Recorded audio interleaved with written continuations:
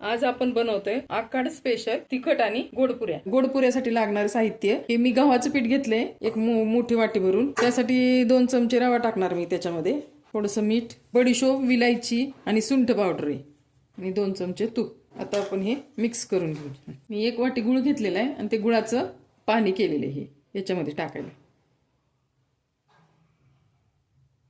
Mix करू आणि घट्ट गोळा करून घेऊ आपण। असा हा घट्ट गोळा तिंबायचा आणि थोडा वेळ 10 मिनिटं बाजूला ठेवून द्यायचं, म्हणजे त्याच्यामधला जो रवा आहे ना तो छान मुरतो। मग गोडपुऱ्या पण लाटून घेऊ।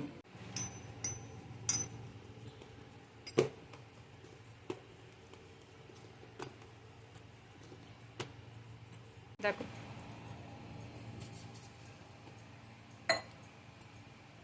आपण आता या गोडपुऱ्या तळून घेऊ।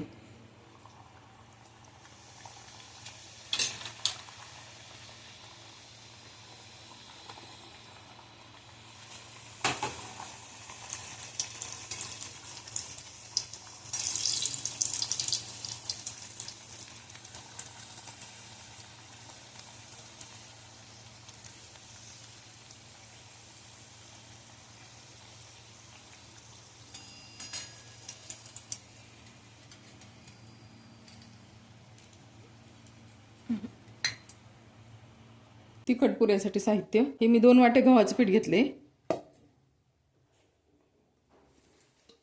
1 वाटी ज्वारीचं पीठ, अर्धी वाटी बेसन पीठ घेतले मी।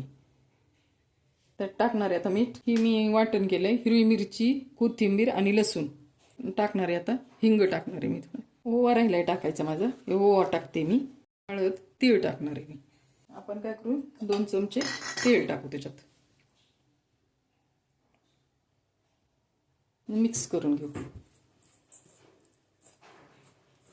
आणि पाणी लागेल तसं टाकून घट्ट गोळा मळून घेऊ। असं घट्ट गोळा आपण मळून घेऊ।